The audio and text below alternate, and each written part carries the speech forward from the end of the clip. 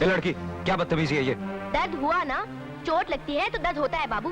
तुम तो इंसान हो, इसलिए चिल्लाकर बता दिया कि तुम्हें तकलीफ हुई, लेकिन वो बेचारा बेजुबान जानवर कैसे बताता? तुम्हें क्या पता, जिसकी जान जाती है कितना तड़पता है वो। अरे जो दूसरों का दर्द नहीं समझता वो इंसान नहीं होता। जानते हो, जो कुछ भगवान ने बनाया है सब में जान होती है, इन्हें भी सुख दुख का एहसास होता है। ये भोले भाले जंगल के जानवर, ये लहलहाते पेड़ पौधे, नदियाँ, झरने, पहाड़। अरे इसमें हंसने की क्या बात है? विश्वास नहीं होता ना तुम्हें? कभी इनसे बात करके देखो, जवाब देते हैं ये। ऐसी बेवकूफी की बातों पे कैसे विश्वास होगा? ये नदियाँ, ये झरने, ये पहाड़, ये पेड़ पौधे क्या जवाब देंगे? ओ शहरी बाबू, इतना घमंड मत करो, इन्हें बेजान मत समझो, इन्हें दिल से पुकारो, बहुत प्यार से जवाब देते हैं ये। मेरे भी एक सवाल का जवाब प्यार से दोगी? कौन सा सवाल? तुम्हारा नाम क्या है? चलो चलो नीचे उतरो। क्यों? अरे उतरो तो सही।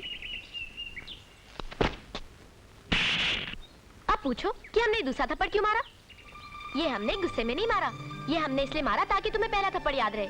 स्वर्गीय दीनानाथ मास्टर कहा करते थे कि इंसान के मुंह पर दूसरा थप्पड़ पड़े तो उसे गलती करने पर खाया हुआ पहला थप्पड़ याद रहता है। तैयार है तैयार, बहुत जोर से भूख लगी है, वरना आज हम अच्छी तरह समझा के जाते। समझ गया ना चेतक? जानते हो, जो कुछ भगवान ने बनाया है सब में जान होती है, इन्हें भी सुख दुख का एहसास होता है। ये भोले भाले जंगल के जानवर, ये लहलहाते पेड़ पौधे, नदियाँ, झरने, पहाड़। अरे इसमें हंसने की क्या बात है? विश्वास नहीं होता ना तुम्हें?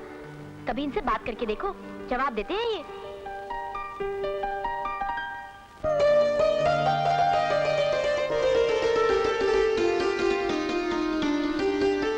अरे शहरी बाबू तुम?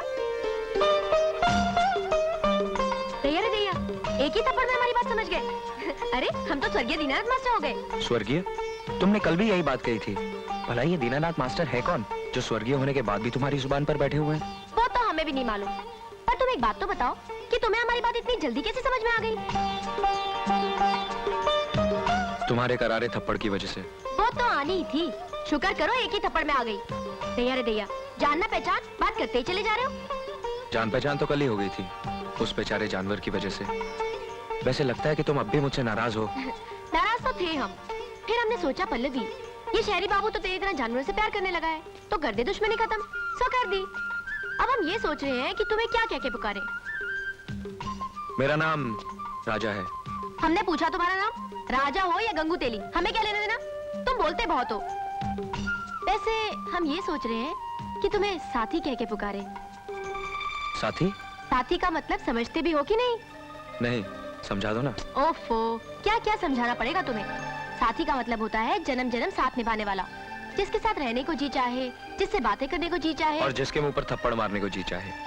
वो तो हमने गुस्से में मार दिया था, दोस्ती में इतनी जोर से थोड़ी ना मारते हैं। लो, हम भी यहाँ खड़े खड़े तुम्हारी बातें सुन रहे हैं और यहाँ पेट में चूहे कूद रहे हैं। अच्छा हम जाते हैं, बहुत जोर की भूख लगी है। लो, हमारी अकल भी मारी गई है। अभी अभी तुम्हें साथी कहा और अकेले चल दिए खाना खाने। अब खड़े खड़े हमारा मुंह क्या देख रहे हो? चलो हमारे साथ, हम उस पहाड़ी के पीछे रहते हैं। तो आ जाओ घोड़े पे, जल्दी घर पहुंच जाओगी। ना बाबा ना, एक जवान लड़का और एक जवान लड़की एक साथ घोड़े पे नहीं बैठते। क्यों? ये बात तुम्हारी समझ में नहीं आएगी। तो समझा दो ना। वो भी समझा दूंगी बाबा, पहले घर पे तो आओ। चल।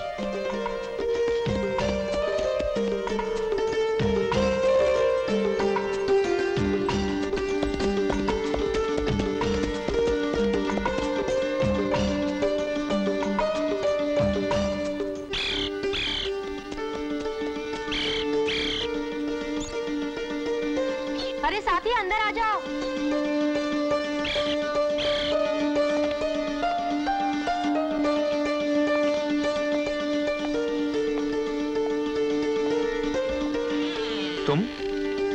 तुम क्या उड़कर आ गई?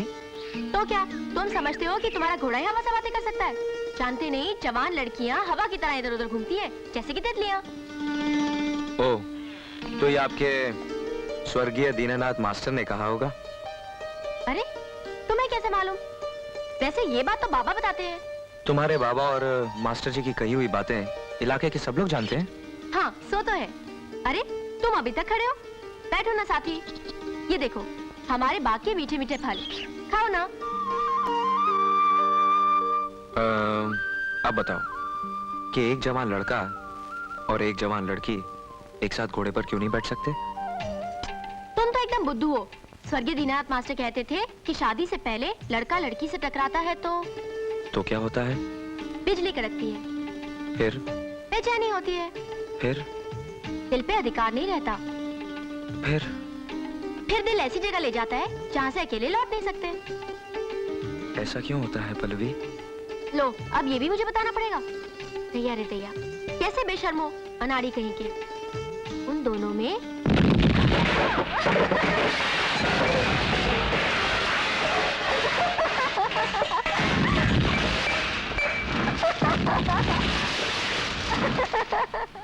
ये कैसा धमाका था? वो पीछे पहाड़ी है ना, वहाँ पे बारूद लगा के चट्टाने तोड़ते हैं। हर बार धमाके पे ऐसा ही भूचाल आता है क्या? अरे ये तो कुछ भी नहीं है। कभी कभी रात को जब बड़ी चट्टान तोड़ते हैं ना, तो इतनी जोर से धमाका होता है कि हमारी झोपड़ी पीपल के पत्ते की तरह काम जाती है और सोते सोते हम बाबा के बिस्तर पे पहुंच जाते हैं और बाबा हमारे बिस्तर पे। इसमें इतना हंसने की क्या बात है? मैं कोई झूठ बोल रही हूँ? सिर्फ झूठ नहीं, महाझूठ। अरे ये तो वही बात हो गई कि बादल में बांस डाला और बारिश हो गई। बंडलबाज। क्या मैं बंडलबाज हूँ? थोड़ी देर ठहरो, सब पता चल जाएगा। स्वर्गीय दीननाथ मास्टर कहा करते थे, हाथ कंगन को आरसी क्या और पढ़े लिखे को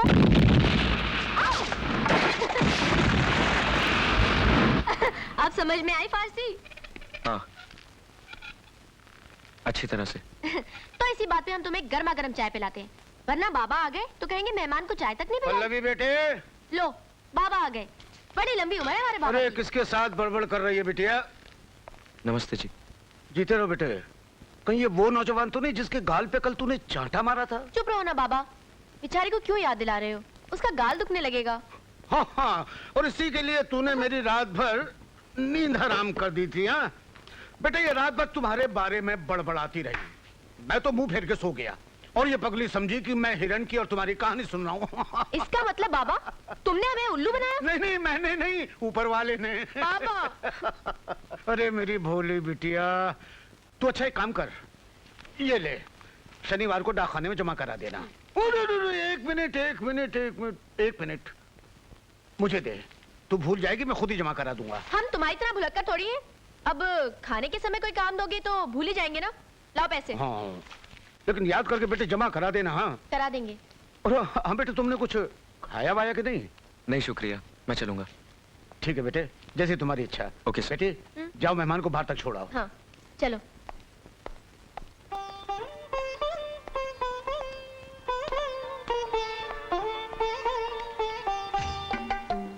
अच्छा चलो पल्लवी, फिर मिलेंगे। पल्लवी नहीं, साथी। इतनी जल्दी भूल गए? अच्छा बाबा, माफ कर दो साथी। See you. चल बेटा।